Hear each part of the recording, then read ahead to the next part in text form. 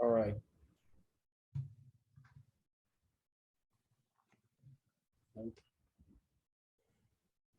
So far, just a What a white screen. very nice white box, John. A white box, huh? Or maybe a monolith. Oh, There we go. We're getting something. That's Yeah. what it's supposed to be doing. I see the Hindenburg. That looks like Led Zeppelin 1. No, they lost eventually. Ah, All right. Enough dad jokes. Or is it? Okay. I'm gonna actually get started here. Okay, so hi, my name is John. I spell it correctly, just like Mr. Reed over there. And I'm gonna introduce myself later. I'll just say for now that I'm an Agile potato. And this is Oh, the Humanity. So join me, if you would, please, for a moment in the Agile space. It's beautiful up here. There's all kinds of stars, and thanks to the in actual space, we've got the James Webb Telescope to see space like we've never seen it before, and we can look further back in time, and we're learning things. And well, in the Agile space, metaphorically, we're not having any such luck. It's getting kind of crowded. It's hard to see. It's hard to understand what's going on. And it's not really that much of a space anymore. If you see something, the logo of something on the screen that you or your team have used in terms of agility in software development, just put your Zoom hand up, if you would, please. And I should see a lot of hands up because both Scrum and Kanban are on there. Not to mention weird stuff like Agile 2 and Safe. So what I really want to talk about, though, is the elephant in the room. So the elephant in the room here, at least in my view, is that every one of these things that you're looking at is a solution.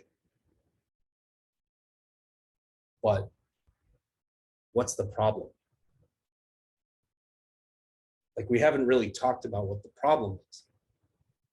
And if you all put your hands up now, do the raise hand feature in Zoom. I'd like to show you something. I'd like to show you a problem. I don't think it's the problem that we're talking about, but I definitely want to start here.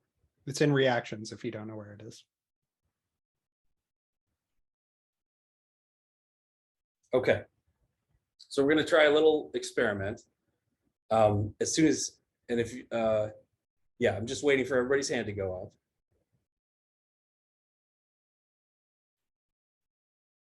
off. Okay, we'll move on. So I'm going to ask a series of 6 questions, and don't worry, they're easy. They're yes or no questions.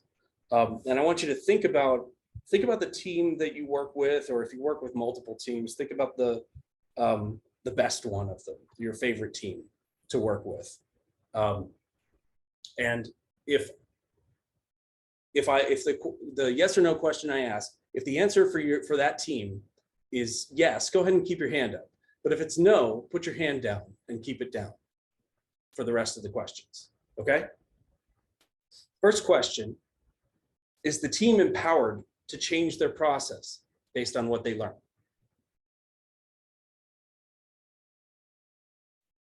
So put your hand down if it's no. Second question, is there a product charter that lays out the mission and strategic goals of the team's work? Okay. Third question, do all members of the team understand these mission and goals, this mission and goals, and are they able to see how their work contributes to both? Okay, fourth question. Well, let's see, fourth question is, are teams delivering working software to some subset of real users at least every 2 weeks and gathering feedback? Okay, I see all the hands are down now, and I'm going to continue with the last 2 questions. Is the next question is feedback from users turned into concrete work items for teams on timelines shorter than 1 month? And the last question is, are teams empowered to change the requirements based on user feedback? So obviously we didn't get all the way through the 6 questions and nobody's got their hands up. That's kind of, okay, so where these questions, I didn't make these questions up. These come from the US Department of Defense Agile bullshit detector. As you can imagine, a large government entity with lots of sweet government contract money deals with a lot of software contract agencies. And especially in later years, many of them have shown up saying, yeah, we're Agile, we can do that. And they would basically ask these 6 questions, to sort of discern and see through that. And I find them to be very effective because they actually describe the behavior of an Agile team. But this is sort of an antibody that the DoD had to grow in order to protect itself from the Agile that was out there. So in my travels, as a developer, as an architect, as a coach, whenever I've been on a team that can't say yes to all of the 6 questions, or can't say yes to any of them in some cases, and I try to have a conversation about this, I try to point it out, every time, without fail, they think that the problem is about process, that, well, we could just fix this with process. And I think they're completely misled in that agility is a problem of process.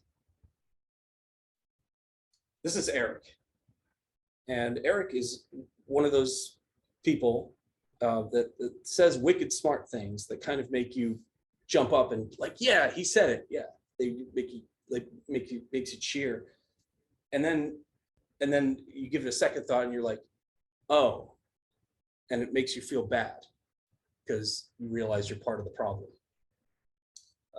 And he said, every great cause begins as a movement, becomes a business, and eventually degenerates into a racket. And so this meetup and conferences and groups like it exist because the exchange of ideas is what propels us as knowledge workers. But there's a dark underbelly to the Agile industry. And there's a lot of questionable money to be made because we are so confused, I think, about what the actual problem that we're trying to solve is. There's a load of great work being done in this space. But the results, frankly, are not what they should be. And I believe it's because it's because of that elephant in the room. We are teaching solutions before we're even talking about the problem. That's why Scrum turns into a 2-week death march with a soul-sucking daily status update. Why things like extreme programming and clean code turn into the tools for a frustrated senior developer to get a stranglehold on a code base because they don't have control on anything outside of it. And it's why SAFe, our beloved scaled agile framework, is simultaneously a career path and a joke. So that's the elephant in the room. I think we're doing this wrong, and we're starting from the wrong place, the wrong idea. We're teaching processes, tools. Even if we taught from the manifesto for Agile software development itself, if we started from the manifesto, even that is the wrong way to start. It's closer, but I think we can do better. So my name is John, and I've been a software professional for about 20 years. This is me in my first software job. And I had a corner office because there were 4 people in the company. So everybody got a corner office. I've been a software architect. I did it for about 5 years. I'm still not sure what it is. And these days, what I do most often is it can most concisely be summarized as nerd coach, which involves a fair amount of this speaking sort of thing. I'm consulting these days with Industrial Logic, and you may know us as the Modern Agile people. And here are some of the books that have changed me. And I like to show this instead of any certifications I may or may not have. I think that's a more effective, more cost-effective way to upgrade yourself. No exam fee required. So today I'm going to talk about 3 things. First, I'm going to talk about industrialism, and there's a whole thing about meatloaf in that section. Next, I'm going to talk about the organizing principle of agility. And finally, of course, about humanity and how to put the horse in front of the cart. First, industrialism. This is Fred. You may know Fred, you may not, but whether you know him or not, he has put a few notions about work into your head. They've kind of stuck. His Principles of Scientific Management was voted as the most influential management book of the 20th century. Can anybody tell me who this is? Who's Fred?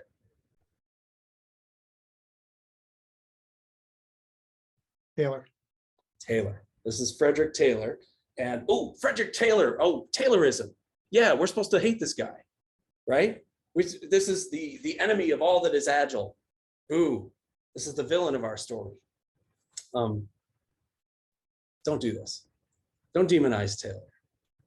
Taylor was a remarkable mind, and he changed our world for the better. His idea, specifically the subdivision of labor, is kind of at the core of why I can, for example, video conference with Philadelphia and do this sort of thing, and why, life is so comfortable and I've got so much free time. It all builds on his idea and how his notions about work scaled things to the glorious heights they reached in the 20th century.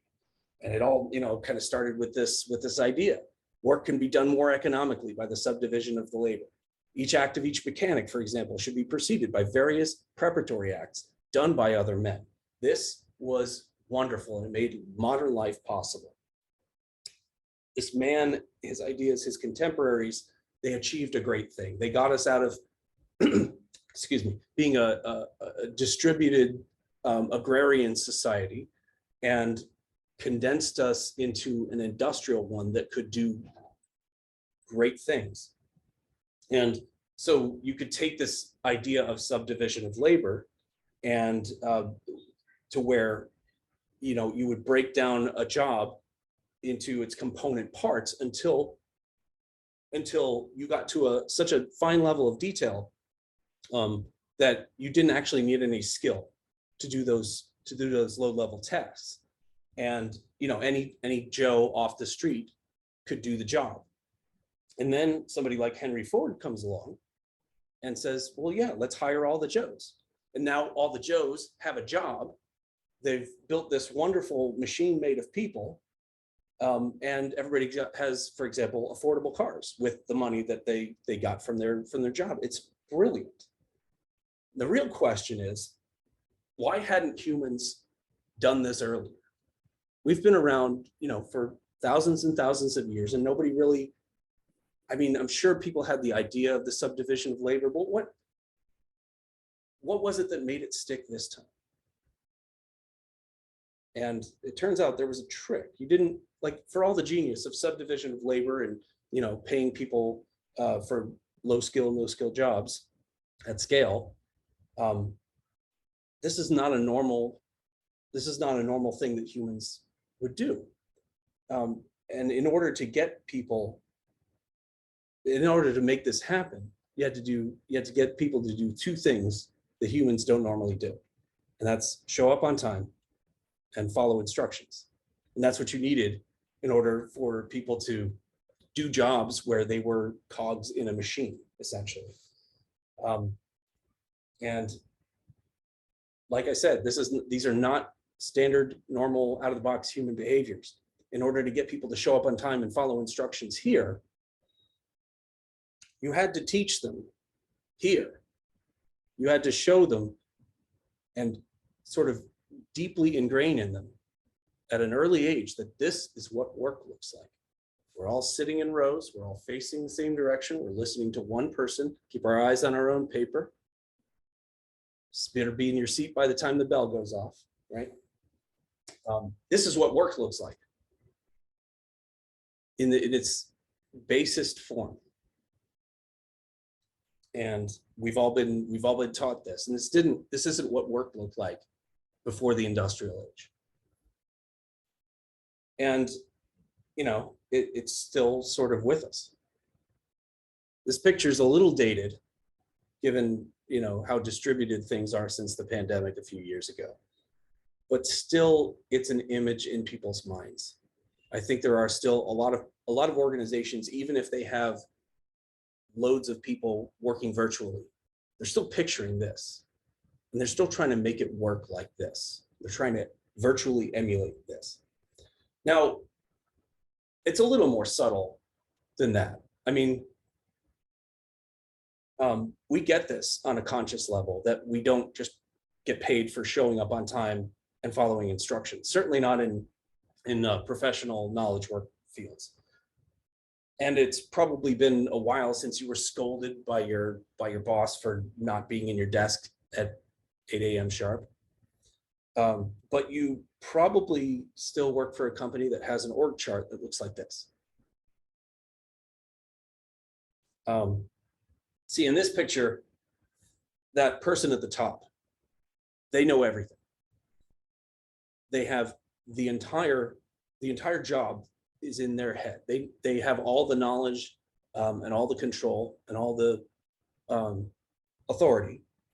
And what they have to do is, but they just don't have enough hands, right? So they subdivide the labor. They split the job that they have to do into a couple of different parts and give them to people below them. And then those people who also don't have enough hands yet, they split their job and then distribute it to people who work for them, who are below them, and so on, of course, until you get to that bottom line there. And of course, the way this works is that bottom line, that does not require any skill.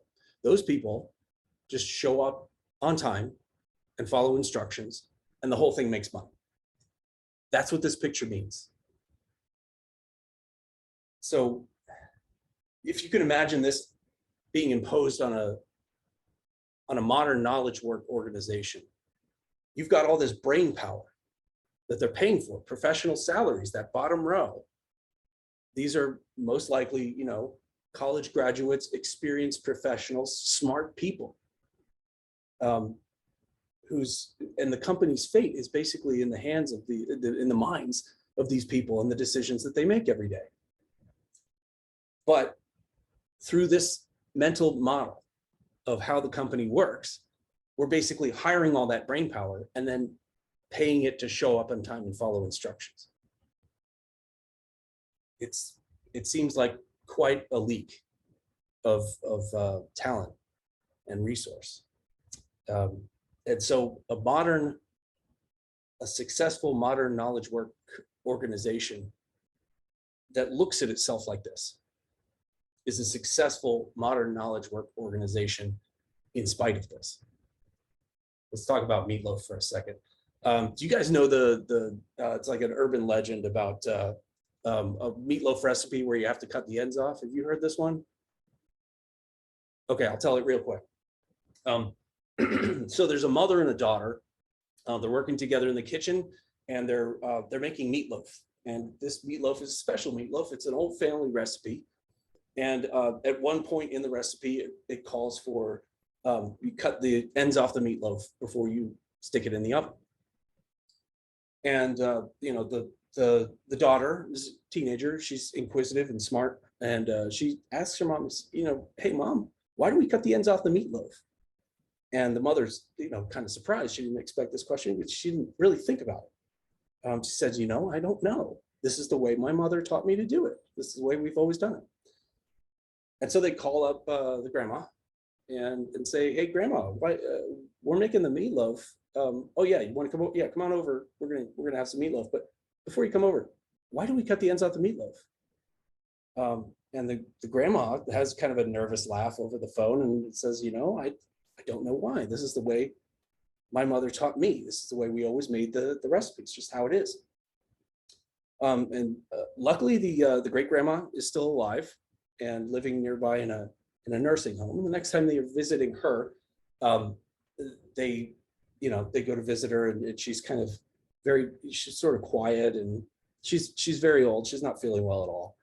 Just kind of staring out the window, and they sort of bring up this question gently. Great grandma, we were making the meatloaf the other day. Why do we cut the ends off the meatloaf before we stick it in the oven? And she just comes to life, as she must be feeling better, but she roars with laughter, and says, yeah, I don't know why you're cutting the ends off the meatloaf. I cut the ends off the meatloaf because I didn't have a big enough pan. And so, of course, it's this, sort of an allegory of, aren't they silly? They're just keep the tradition and the habit going, even when it doesn't make any sense anymore. And aren't we just a bunch of monkeys? But for me, this is also, and it's a good story for that. But it's also a strong visual metaphor. So let me show you this picture again. So back to the upside down tree sort of factory organization chart. So this organization has a market. It has customers, right? And some parts of this machine made out of people get to interact with that market. They get to interact with customers, vendors, suppliers. But by design, most of them may not. And what's more, this design explicitly discourages communication between departments, between areas of the organization.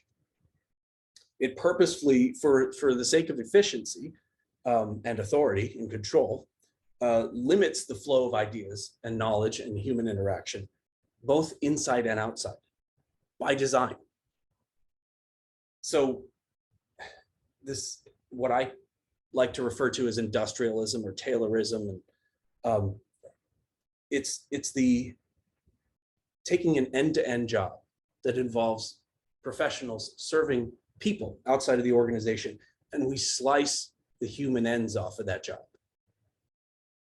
This is a structure that removes humanity from work on purpose. It used to make sense for the problem we were solving, but now it's wasteful and a little bit silly. Let's talk about the organizing principle of agility. This is Renee. You guys know Renee? He's a cool dude. Now, Renee didn't have a whole lot to say on the subject of agile software development. But he did say, if you would be a real seeker after truth, it is necessary that you doubt as far as possible all things. This is, of course, Rene Descartes. And what he's talking about is this core philosophy he had of what we now call Cartesian doubt.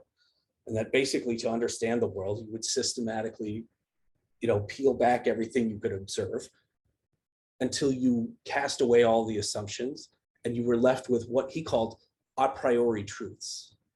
And these are the kind of the fundamental things that, yes, you can't, that's a fundamental, like a law of nature. You can't get past that logically. And, he advocated like doing this with, obviously, he says all things. So my philosophy nerds, where are you guys at? You guys know this stuff, right? So, and in looking up a little bit more about Cartesian doubt and Rene Descartes, I was going down a rabbit hole and I applied a little Cartesian doubt to it myself. And I doubted that Descartes came up with this idea all by himself. I checked, I was right. It borrows heavily from Aristotle's notion of first principles. So a priori truths, first principles, we can boil things that we have in our minds down and get the assumptions out of them. Anyway, so a priori truths, first principles, I digress. The point is, here we are, excuse me, 20 plus years into the agile software movement. And we're still butting heads with the software industry. People are still, it seems like, purposefully not getting it. I know that's not it, but shouldn't we be further along than this is the question that keeps coming up for me. And it tells me we need to examine this and maybe apply a little bit of Cartesian doubt, get down to some of these truths, these first principles. All right, well, Agile has principles, right? We've got these 12 right in the manifesto, and there's a lot of good material out there, well, especially over the last few years about, hey, let's just get back to the principles, all right, and just start from there. And that's good. That's good stuff. That's a good move in most cases. But this is not that talk. I want to go deeper because these are not these are principles. They are not first principles. They, I think in a few minutes, we're going to see that they contain a number of assumptions in them and a strong worldview. And we can apply some doubt. We can see if we can drill down further to derive simpler, more fundamental first principles. So let's try it together. If you guys could come off mute, I'd love it if you could turn on video so we could see each other for a bit of a conversation too, just for a few minutes. So let's start with this one, just randomly selected principle of the 12 principles from the Agile Manifesto. Business people and developers must work together daily throughout the project. Why? Do you have to raise your hand or can you speak? No, please just call out. Because there's a mismatch between the business person has something they can think of they want to get done, but they're not used to working logically, so they may not truly understand what it is. They also don't have the skill to convert that into something that software can work with, although GPT-4 is starting to blur that line considerably. So at the moment, we're trying to deal with creating a logical structure that a computer can work with and then translating that into something a computer can run. Okay. And that is going to be an iterative process whereby we discover what it is that the business person wants, preferably with prototypes and feedback. And then we iteratively progress toward whatever the desired solution is for the business to get the job done. That was good. There was a lot there. Can we shrink that? Why do the business people and developers have to meet daily? Mismatch between them. Sorry. Yeah, go ahead. Go ahead. Go ahead, Ned. Finish your thought, Ned. It's a mismatch between the business person who knows the business and the developer who knows the technology you're using to run the business. And it can't be a one-off and done. It's something where usually we're discovering something new anyway. So it has to be a process where people work together. So it's a mismatch between the two, the knowledge of the two. You have to bridge the gap. Okay. Yeah. Why is there a mismatch? I may Well, ask. I like that thought of there's a mismatch, but it's often because neither party really know what they want to create. The business person doesn't know what's possible. Okay, so they just need to sit down and think harder and do some analysis and create a requirements document. No, because it's a process. Software development's a process of discovery. As you're going along, each party is learning more and more about what is possible and what the solution actually needs to be. Okay, because you can't plan it up front. It's emergent. Things come out. Okay. Let's try this with another one. Working software is the primary measure of progress. Why would that be? Why can't we just measure how many story points we got? All right. Once again, I'll jump in. The business doesn't care. The only thing the business cares is, can I run my business? Does this functionality I need work? That's it. Nothing else matters. And they're the ones paying the bills.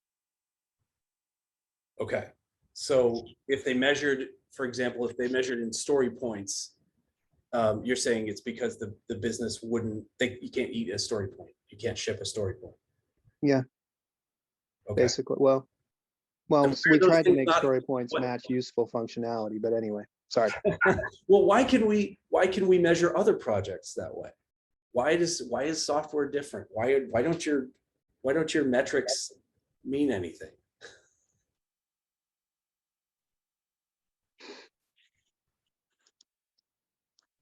Why don't the metrics we're using mean anything? Why isn't that a reasonable way to show progress to a process that's often very long and drawn out before it shows any value?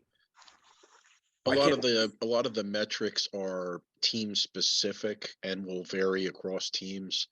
But the working software is part of the increment, or is the increment. Yeah. And so that's the value to be delivered. Also, the metrics usually measure the amount of effort or labor put in, which is not actually a measure of value or anything produced. Yeah, Nick, that's interesting. That's really interesting to me. Sorry, I didn't mean to cut you off. I got excited. Oh, no But worries. labor put into it doesn't necessarily mean value coming out of it. Yeah, most of our metrics are like how many times did you swing the hammer, Yeah, not how many studs did you put up. yeah. Okay. Okay, and we could try one more, but I want to be respectful of time. But I'm going to practically beg you to take this exercise back to your teams. This is going to make for a good conversation. Just even in the couple of minutes, I have never heard those. I've done this talk several times, and I've never heard those answers because everybody sees this from a different angle, and that's wonderful. So it's really going to teach you a lot about your team.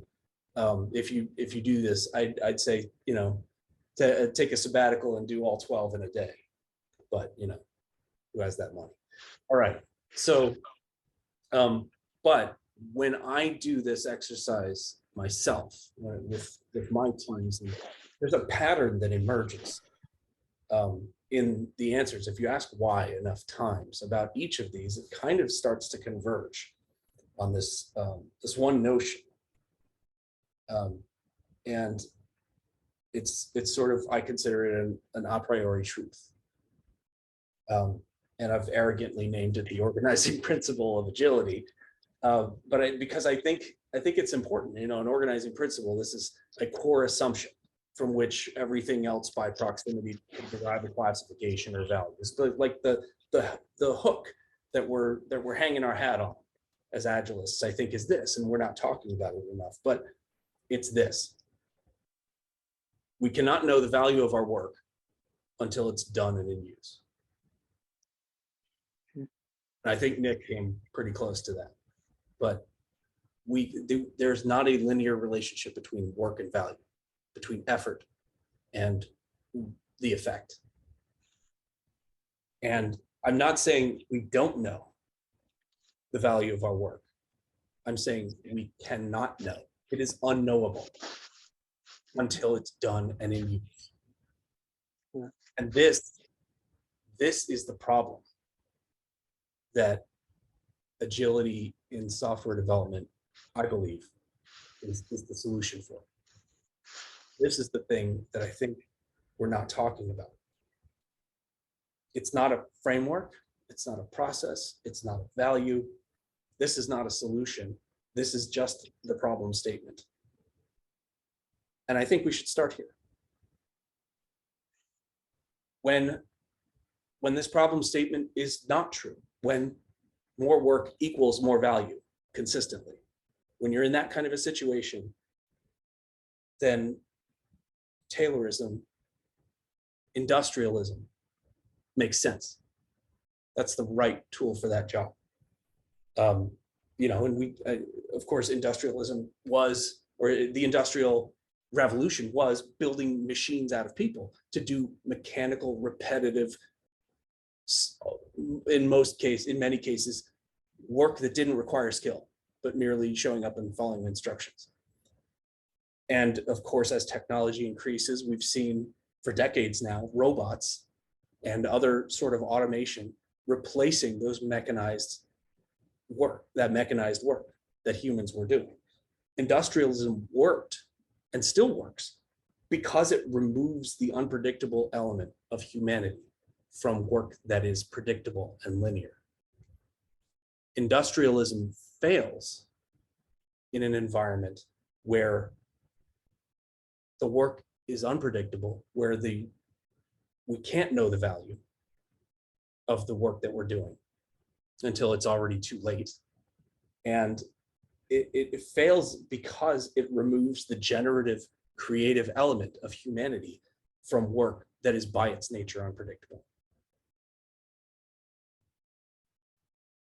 And what that humanity gives us is that we so far have not been able to mechanize, to emulate. We're getting close, it's getting scary, but where do ideas come from? That dark void in the back of your mind that needs to be tickled just right by something somebody says to you when they bump into you in the office kitchen or something like that, right? That's leads to the innovations that it's essentially, that's what your paycheck is for as a knowledge worker, is for the possibility that you're going to have the right idea, maybe dozens of times a day, because that's what solves knowledge work problems. The Agile Manifesto and the techniques around it, and that whole movement, is a reaction to people trying to apply industrial techniques to software development, non-industrial work. It's a solution to that problem, that work doesn't equal value. And its strategy in solving that problem was to restore rich human contact to jobs where it had been sucked out, and to keep knowledge with work when you do knowledge work.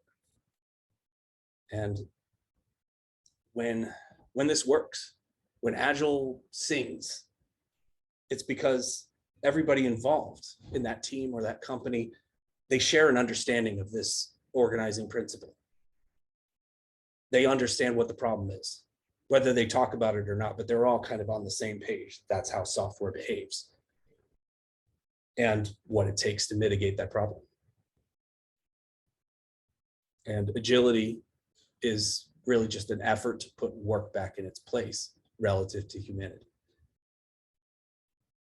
because this work doesn't work without it. So let's talk about a few ways to do just that. First, stop talking about Agile. Just stop. Putting the solution before the problem is something like, for us who are Agilists, maybe Agile coaches working with our teams, we're often, interrupting a conversation that's going crazy because people won't stop solution. They won't stop talking about a solution. We say, okay, wait, hey, what? Stop talking. What problem are we actually solving here? Who's been in that conversation? I've been in that conversation like 5 times in the last week, right? So we tell people to stop doing this all day, and it's time to take our own medicine. Stop talking about Agile. Agile is the solution. We have to be clear on the problem first. Instead, be with your team, be with the people that you work with. This problem will rear its head sooner or later, maybe often, if you're looking right, if you're looking for it. The problem that we don't know how this is going to turn out is going to show up. And what you can do to help is point to it, point it out, highlight this for your team. Don't talk about process, talk about the risk of really investing in something that might be a roll of the dice that turns out bad for you. Talk about the waste of trying to get it right the first time. Ask for their insight, their ideas. That's what their paycheck's for. They will have them. Frame the problem, and then experiment on what the solution could be for them in their work. Second, align on purpose. This is kind of a little bit of a dad joke. I said I was done with dad jokes, but it's not. Align on purpose, on the purpose of your work, but also do it on purpose. got to kind of find, like, have that vision, that mission, that goal that you can all get on board with. Because that's going to guide you through the wilderness of, is this going to work or not? And that whole gambling thing that we do as knowledge workers. And if you're given a piece of work, I don't care, user story, requirements document, project, if you're given a piece of work that doesn't have any such goal attached to it, go into toddler mode, ask why, and then ask why again, and then ask why again, until you get to an answer that's not about software, but it's about people, about humans, because that's the real reason.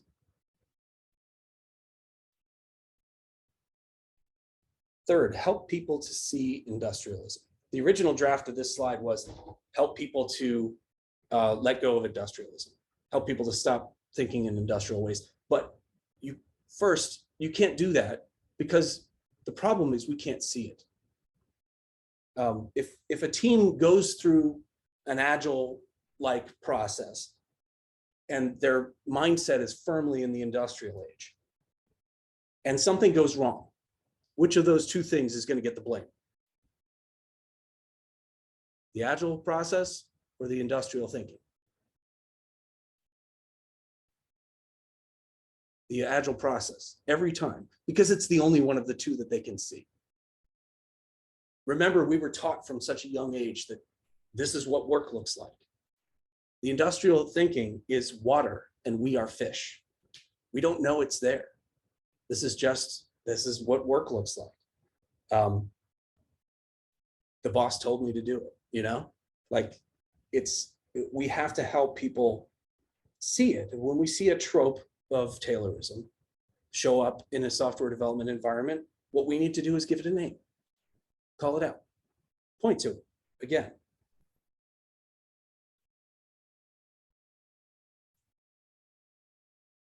Normalize uncertainty. So this is one of the things that that sort of top-down industrial structure, there's always uncertainty in business, but usually it's the business of the people at the top of the tree, and they try to shield everybody below it from that uncertainty by taking away information, separating knowledge from work. And what we have to do is restore not only the knowledge of the uncertainty of the work that we're doing, but also a comfort in that. We have to be okay with not having the answers, and with saying, I don't know. And with saying, let's calculate things in terms of probabilities. Managers, if you're a manager of people, make space more often than you make decisions. Support the infusion of humanity back into the work of your team wherever you can. Don't force communication to go through the chain of command. If you really want to develop your people and they come to you, one of them comes to you with a problem, coach them through solving it for themselves. Don't take the problem and run away so they can focus on their work. And remember that you're not building a machine out of people. If you really need to automate something, build a kit, build something that somebody can pick up and use and, reproduce. And if you really want to do that, do it that way. Don't give people instructions to follow that only you understand the reasons why, and let humanity get the work done. Makers, individual contributors. You may not have to show up on time, but you do have to show up on purpose. For it to work, for us to bring humanity back to our team, we have to meet the managers halfway. We have to be the humanity that I just asked managers to make space for. And don't let them down. Bring your whole self to work. And this is scary. This is scary because it means you're on the hook for a decision that you might make, but it's your manager's job to make that safe for you. But this isn't going to work unless we all lean into it in that way and lean away from the safety and the sort of the coddling of the old upside down tree. That's not what work should look like anymore. So we've got this list of 6 things. Stop talking about Agile, align on purpose, help people to see industrialism so they can even make a choice about it, normalize the uncertainty, managers make space, makers show up. So now that I've just given you a list of instructions to follow, this is Tony Hoagland. He's an American poet, and he wrote in one of his works, a human being should have a warning label on the side that says disorganized narrative inside. And that disorganized narrative, that messiness, that thing that industrialism tried to straighten out in us, that is exactly what's going to lead us to success with the problems we have to solve in this century. Like we got scale, we did that one. Let's stop trying to do that and pay attention to what the actual problem is now. Because it's not your compliance, your machinery, your grade point averages, your processes, your certifications, or how many views that post got on LinkedIn. We can't just incrementally build on what we did in the last century. We have to drill down to first principles. We have to pivot and build a new platform of what work looks like, one that our grandchildren are going to live and play on and solve their problems on. And hopefully they figure it out if that's not the problem they should be solving too. So, where we're going to need your awkwardness, your anxiety, your inconsistency, your unpredictability, your nerves, your stuckness, your confusion, and your confident incorrectness. Thank you for your humanity, and thank you for your time and attention. Awesome. Thank you, John. Look at that. 5:30 on the nose. Thank you, John. That was great. We do have a few minutes for questions if anyone has them.